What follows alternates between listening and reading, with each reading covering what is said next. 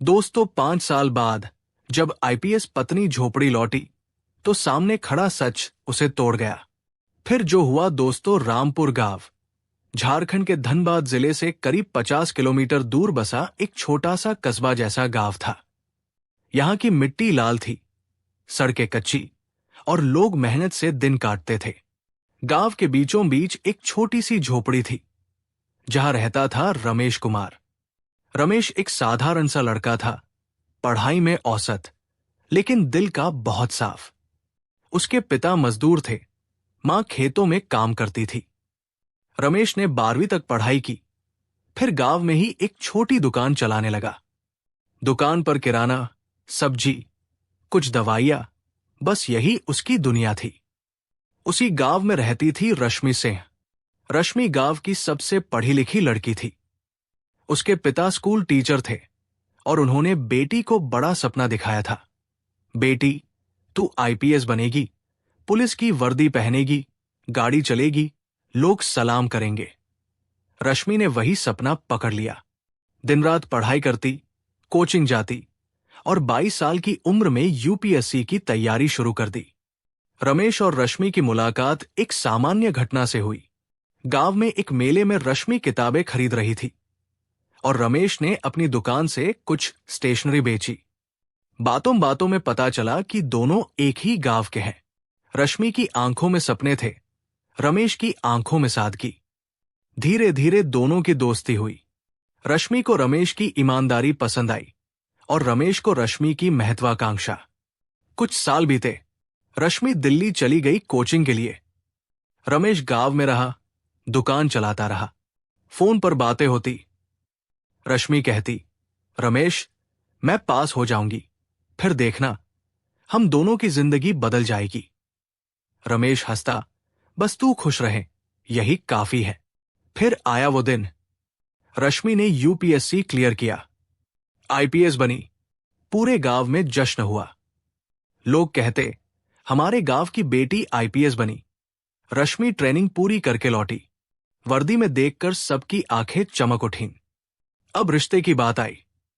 रश्मि के पिता ने कहा, बेटी, अब शादी कर ले, कोई अच्छा लड़का देखते हैं। लेकिन रश्मि ने एक ही नाम लिया, रमेश। पापा, रमेश से शादी करूंगी, वो अच्छा इंसान है। पिता चौंके, बेटी, वो तो झोपड़ी में रहता है, दुकान चलाता है। तू आईपीएस है, तेरी पोस्टिंग कहीं भी हो सकती है, सोच ले। रश्मि ने जिद की, पापा, प्यार में ये सब नहीं देखा जाता। रमेश ने कभी मेरा साथ नहीं छोड़ा। शादी हो गई, सादगी से। रश्मि ने कहा, रमेश, हम साथ रहेंगे। मैं अपनी पोस्टिंग के दौरान भी कोशिश करूंगी कि ज्यादा समय साथ बिताऊं। शादी के बाद रश्मि की पहली पोस्टिंग पटना में हुई। रमेश भी उसके साथ चला गया, लेकिन शहर की जिंदगी अलग थी। रमेश को नौकरी नहीं मिल रही थी। वो घर पर रहता, खाना बनाता, रश्मि का इंतजार करता। रश्मि दिन रात ड्यूटी पर। धीरे धीरे दूरी बढ़ने लगी। रश्मि बड़े बड़े अफसरों से मिलती, पार्टी में जाती, सोशल सर्कल बदल गया। रमेश को लगने लगा कि वो फिट नहीं हो पा रहा। एक दिन रश्मि ने कहा, रमेश, तुम यहां क्यों बैठे रहते हो? कुछ काम करो ना। रमेश चुप रहा। फिर एक दिन झगड़ा हुआ। रश्मि थकी हुई आई। रमेश ने कहा, आज खाना बनाया है, खा लो। रश्मि चिढ़ गई, मैं आईपीएस हूं, दिन भर लोगों की जान बचाती हूं, और तुम बस खाना बनाते हो। रमेश का दिल टूट गया। उसने कहा, रश्मि, मैं तेरे लिए सब कुछ करता हूं, लेकिन लगता है अब मैं तेरे लिए बोझ हो गया हूं। रश्मि ने गुस्से में कहा, शायद यही सच है, हम अलग अलग दुनिया के हैं। फिर तलाक की बात आई। रश्मि ने कहा, रमेश, मैं तुझे 50 लाख दूंगी, तलाक ले लो, नई जिंदगी शुरू कर। रमेश ने कुछ नहीं कहा, बस चुपचाप कागज पर साइन कर दिए। आंसू पोंछते हुए गांव लौट आया। झोपड़ी में अकेला रहने लगा। गांव वाले पूछते, भैया, बीबी कहाँ है? वो मुस्कुराता अपनी राह पर चली गई। रमेश ने दुकान फिर से शुरू की, लेकिन अब वो पहले जैसा नहीं रहा। चुप चुप रहता, काम करता, रात को अकेले रोता। गांव वालों को लगता रमेश टूट गया है, लेकिन वो कभी किसी से शिकायत नहीं करता। इधर रश्मि आईपीएस के पद पर चमक रही थी। प्रमोशन हुए, मीडिया में नाम आया, लेकिन रात को अकेले में रमेश की याद आती। वो सोचती, क्या मैंने सही किया? 5 साल बीत गए। रश्मि अब एसपी बन चुकी थी, लेकिन दिल में एक खालीपन था। एक दिन उसने फैसला किया, गांव जाना है, रमेश से मिलना है, शायद माफी मांगनी है, शायद कुछ ठीक हो सकता है। वो कार लेकर रामपुर पहुंची। वर्दी में, गाड़ी में लाल बत्ती लगी। पूरा गांव देखने लगा। लोग इकट्ठा होने लगे। अरे, आईपीएस रश्मि मैडम आई है। रश्मि कार से उतरी, सीधे रमेश की झोपड़ी की तरफ बढ़ी। दिल धड़क रहा था। क्या रमेश उसे देखेगा? क्या बात करेगा? झोपड़ी के दरवाजे पर पहुंची। दरवाजा खुला था। अंदर रमेश बैठा था, लेकिन जो नजारा था वो देखकर रश्मि के पैर जम गए। रश्मि के पैर जैसे जम गए थे। झोपड़ी के अंदर का मंजर उसकी कल्पना से कहीं ज्यादा अलग था। रमेश वहां अकेला नहीं बैठा था। उसके बगल में एक छोटी सी चारपाई पर एक 4 साल का बच्चा सो रहा था। बच्चे का चेहरा रमेश जैसा था। वही नाक, वही आंखें, वही मासूम मुस्कान जो सोते वक्त भी होठों पर खेल रही थी। रमेश बच्चे के सिर पर हाथ फेर रहा था, जैसे कोई बहुत कीमती चीज की देखभाल कर रहा हो। रश्मि की सांस रुक गई। उसने कभी नहीं सोचा था कि उसके और रमेश के बीच कोई बच्चा। रमेश ने सिर उठाया। रश्मि को देखते ही उसकी आंखें चौड़ी हो गई। एक पल के लिए वो स्तब्ध रह गया, फिर धीरे से उठा, बच्चे को चारपाई पर लिटाकर चादर ओढ़ाई और बाहर की तरफ आया। झोपड़ी के छोटे से आंगन में दोनों आमने सामने खड़े हो गए। रश्मि, रमेश की आवाज में न गुस्सा था, न नफरत, बस एक थकी हुई उदासी। तू यहां क्यों? रश्मि के गले में कुछ अटक गया। वो बोली नहीं जा रही थी। उसकी आंखें बच्चे की तरफ बार बार जा रही थी। आखिरकार वो हकलाकर बोली, ये बच्चा कौन है? रमेश ने एक गहरी सांस ली। मेरा बेटा, नाम है अरव। तेरा बेटा? रश्मि की आवाज कांप गई। कब? कैसे? रमेश ने नजरें नीची कर ली। तलाक के 3 महीने बाद पता चला कि तू प्रेग्नेंट थी।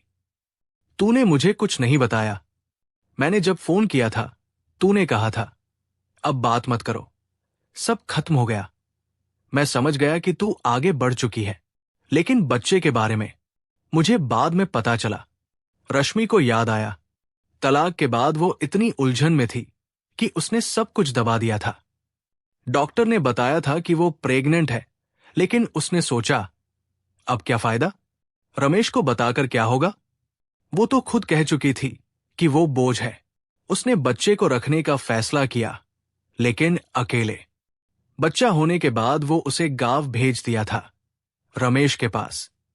एक चिट्ठी लिखकर, ये हमारा बच्चा है, मैं इसे नहीं पाल सकती, तू पाल ले, मैं कभी नहीं आऊंगी। रमेश ने वो चिट्ठी पढ़ी थी। रोया था, लेकिन बच्चे को छोड़ने का सवाल ही नहीं था। उसने आरव को गोद में उठाया और अकेले पालने लगा। गांव वालों ने पूछा, ये किसका बच्चा? रमेश ने कहा, मेरा, बस इतना। किसी को ज्यादा कुछ नहीं बताया। लोग समझ गए कि रश्मि ने छोड़ दिया और बच्चा रमेश के पास है, लेकिन रश्मि का नाम कभी नहीं लिया। रश्मि की आंखों से आंसू बहने लगे। मुझे नहीं पता था।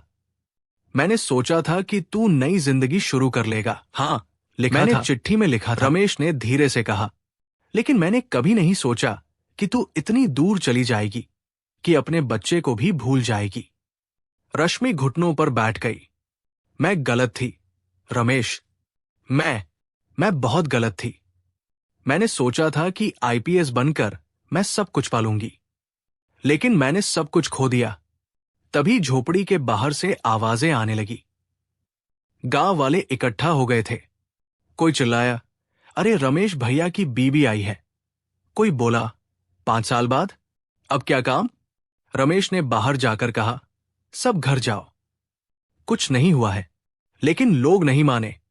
एक बुजुर्ग आदमी बोला, हम सब जानते हैं रमेश, तूने अकेले बच्चे को पाला, दिन रात मेहनत की, दुकान चलाई, खेत में काम किया, लेकिन कभी किसी से मदद नहीं मांगी। और आज वो आई है। रश्मि बाहर आई। वर्दी में थी, लेकिन चेहरा ऐसे था जैसे कोई अपराधी हो। लोग उसे देख रहे थे, कुछ गुस्से से, कुछ हैरानी से। एक औरत बोली, तुम आईपीएस हो, बड़े बड़े अपराधी पकड़ती हो, लेकिन अपने बच्चे को छोड़कर चली गई। रश्मि कुछ बोल नहीं पाई। वो बस रो रही थी। रमेश ने सबको समझाया, जो बीत गया सो बीत गया, अब चुप रहो। लेकिन गांव में खबर फैल गई। शाम तक पूरा रामपुर सन्न रह गया। लोग आपस में फुसफुसा रहे थे, आईपीएस मैडम का बेटा यहां है और वो कभी नहीं आई। रमेश ने अकेले सब संभाला। रात हुई। रश्मि झोपड़ी में ही बैठी रही। रमेश ने उसे चाय दी। आरव जाग गया। मां को देखकर वो डर गया। रमेश ने उसे गोद में लिया। डरो मत बेटा, ये तुम्हारी मम्मी है। आरव ने रश्मि की तरफ देखा, फिर रमेश से चिपक गया। रश्मि का दिल टूट गया। उसने हाथ बढ़ाया, लेकिन बच्चा पीछे हट गया। रश्मि बोली, रमेश, मुझे माफ कर दो, मुझे घर लौटने दो, मैं सब ठीक कर दूंगी। रमेश ने बहुत देर तक चुप रहकर कहा, रश्मि, ये घर अब सिर्फ मेरा और आरव का है। तू आईपीएस है, तेरी जिंदगी अलग है, तूने खुद चुना था। अब मैं नहीं चाहता कि आरव को भी वो दर्द हो जो मुझे हुआ।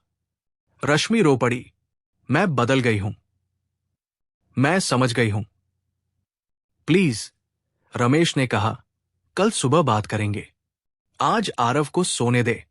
रात भर रश्मि सो नहीं पाई। बाहर गांव में चर्चा चल रही थी।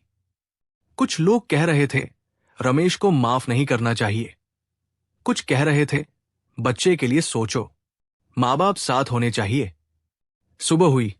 रश्मि उठी। रमेश चाय बना रहा था। आरव खेल रहा था। रश्मि ने कहा, मैं आज नहीं जाऊंगी, मैं यहां रहूंगी। जितने दिन लगे, मैं आरव का भरोसा जीतूंगी। रमेश ने कुछ नहीं कहा, बस मुस्कुराया, हल्की सी दर्द भरी मुस्कान। लेकिन गांव का सन्नाटा अब और गहरा हो गया था, क्योंकि अब सच सामने आ रहा था। तलाकशुदा आईपीएस पत्नी सिर्फ माफी मांगने नहीं आई थी, वो एक ऐसी सच्चाई लेकर आई थी जो पूरे गांव को हिला देने वाली थी। रमेश ने एक पुरानी डायरी निकाली। उसमें रश्मि की पुरानी चिट्ठियां थी। एक चिट्ठी में लिखा था, रमेश, अगर कभी बच्चा हुआ तो मैं कभी उसे छोड़ूंगी नहीं।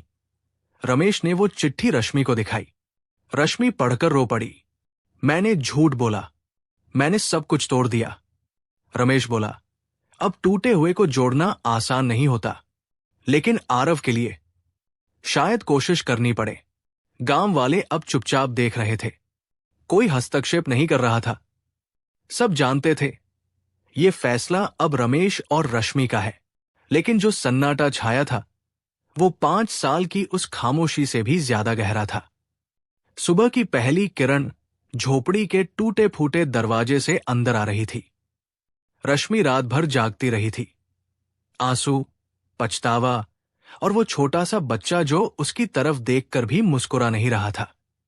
रमेश चूल्हे पर चाय चढ़ा रहा था। आरव अभी सो रहा था, लेकिन उसकी छोटी छोटी सांसें सुनकर रश्मि का दिल भरा था। रमेश ने चाय का कप रश्मि की तरफ बढ़ाया। पी ले, ठंडी हो जाएगी। रश्मि ने कप लिया, लेकिन हाथ कांप रहे थे। रमेश, मैं जानती हूं कि एक रात में सब कुछ ठीक नहीं हो सकता, लेकिन मुझे एक मौका दे दो। मैं यहां रहूंगी, जितने दिन लगे। आरव को समझाऊंगी कि मैं उसकी मां हूं। रमेश ने चुपचाप उसे देखा, फिर बोला, रश्मि, ये इतना आसान नहीं है। आरव ने कभी मां नहीं देखी। मैंने उसे बताया भी नहीं कि मां होती क्या है। वो बस मुझे पापा कहता है और खुश रहता है। अगर तू आई और चली गई तो ये दर्द दोबारा। मैं नहीं चाहता। रश्मि ने आंसू पोंछे। मैं नहीं जाऊंगी। मैंने इस्तीफा देने का फैसला कर लिया है। रमेश चौंक गया। क्या? आईपीएस? तूने इतनी मेहनत की, सपने देखे, सब छोड़ देगी? हां, रश्मि ने दृढ़ता से कहा, क्योंकि अब मुझे पता चल गया है कि असली सपना क्या होता है। मैंने वर्दी पहनी, अपराधी पकड़े, लेकिन घर टूटने दिया। वो वर्दी अब बोझ लगती है। मैं आरव के साथ रहना चाहती हूं, तेरे साथ। अगर तू माफ कर दे। रमेश कुछ देर चुप रहा, फिर उठा और झोपड़ी के कोने में रखी एक पुरानी पेटी से कुछ कागज निकाले। वो तलाक के कागज थे। रमेश ने उन्हें रश्मि के सामने रख दिए। ये ले, मैंने कभी जला नहीं। शायद कहीं मन में उम्मीद थी, लेकिन अब फैसला तेरा है। अगर तू सच में रहना चाहती है तो इन कागजों को फाड़ दे, लेकिन याद रख, एक बार फाड़े तो वापस नहीं जोड़ सकते। रश्मि ने कागज पकड़े, हाथ कांप रहे थे। उसने एक गहरी सांस ली और कागज फाड़ दिए। टुकड़े टुकड़े करके फर्श पर गिर गए। मैं वापस नहीं जाऊंगी। तभी आरव जाग गया। वो रमेश की गोद में आया, लेकिन रश्मि को देखकर रुक गया। रश्मि ने धीरे से हाथ बढ़ाया। बेटा, आना। आरव ने पहले रमेश की तरफ देखा। रमेश ने हल्के से सिर हिलाया, जैसे इजाजत दे रहा हो। आरव धीरे धीरे रश्मि के पास आया। रश्मि ने उसे गोद में उठाया, पहली बार मां की गोद में। आरव ने उसका चेहरा छुआ, फिर बोला, आप रो क्यों रही हो? रश्मि रोते हुए हंसी, क्योंकि मैं बहुत खुश हूं बेटा। गांव में खबर फैल गई, लोग फिर इकट्ठा होने लगे। इस बार गुस्सा कम था, हैरानी ज्यादा। एक बुजुर्ग ने कहा, रमेश, तूने सही किया। बच्चे को मां मिल गई। लेकिन सब खुश नहीं थे। कुछ औरतें फुसफुसा रही थी, 5 साल बाद आई है, अब क्या भरोसा। रमेश ने सबको इकट्ठा किया। झोपड़ी के बाहर खड़ा होकर बोला, सुनो सब, जो हुआ वो हुआ। रश्मि गलती मान चुकी है। वो इस्तीफा दे रही है, यहां रहना चाहती है, आरव के लिए, हमारे लिए। अगर कोई कुछ कहना चाहता है तो मेरे सामने कहो, लेकिन याद रखो, घर का फैसला घर में होता है। लोग चुप हो गए। फिर धीरे धीरे तालियां बजने लगी। कोई बोला, रमेश भैया, हम तुम्हारे साथ हैं। रश्मि बाहर आई, वर्दी उतारकर साड़ी पहन ली थी, रमेश की मां की पुरानी साड़ी। वो बोली, मैं जानती हूं कि मैंने बहुत दर्द दिया है, लेकिन अब मैं यहां हूं। मदद करूंगी गांव की, बच्चों को पढ़ाऊंगी, महिलाओं को सुरक्षा सिखाऊंगी। जो भी कर सकती हूं, करूंगी। धीरे धीरे गांव ने उसे स्वीकार करना शुरू किया। रश्मि ने इस्तीफा भेज दिया। दिल्ली से जवाब आया, स्वीकृत। वो अब सिर्फ रश्मि थी, रमेश की पत्नी, आरव की मां। कुछ महीने बीते। रमेश की दुकान अब थोड़ी बड़ी हो गई। रश्मि ने गांव में एक छोटा स्कूल शुरू किया, लड़कियों को पढ़ाने के लिए। आरव अब रश्मि को मम्मी कहता था। रात को तीनों साथ सोते। रमेश रश्मि का हाथ पकड़कर कहता, तू लौट आई, यही काफी है। एक शाम गांव के चौपाल पर बैठे लोग बात कर रहे थे। एक आदमी बोला, 5 साल पहले जब रश्मि मैडम गई थी, हमने सोचा था अब रमेश टूट जाएगा, लेकिन देखो आज तीनों साथ हैं। दूसरा बोला, सच जानकर गांव सन्न रह गया था, लेकिन अब खुशी है। रश्मि और रमेश कभी कभी पुरानी बातें याद करते। रश्मि कहती, मैंने सोचा था आईपीएस बनकर मैं दुनिया जीत लूंगी, लेकिन असली जीत तो घर में है। रमेश मुस्कुराता, और मैंने कभी नहीं सोचा था कि तू लौटेगी, लेकिन तू लौट आई। कहानी यही खत्म नहीं होती, क्योंकि जिंदगी चलती रहती है। लेकिन वो सन्नाटा जो 5 साल बाद झोपड़ी में आया था, वो अब खुशियों की आवाज में बदल गया था। पूरा गांव अब कहता, तलाकशुदा आईपीएस पत्नी लौट आई। और सच जानकर गांव ने फिर से जीना सीख लिया। मेरा कहना बस इतना है, जिंदगी में बड़े सपने जरूर देखो, मेहनत भी करो, दुनिया भी जीत लो, लेकिन इस दौड़ में अपने घर को, अपने मां बाप को, पति पत्नी को और अपने सच्चे दोस्तों को संभाले रखना, क्योंकि मंजिलें तो मिल जाएंगी, पर खोए हुए रिश्ते वापस नहीं आते। जो साथ खड़े हों, उन्हें कभी पीछे मत छोड़ना।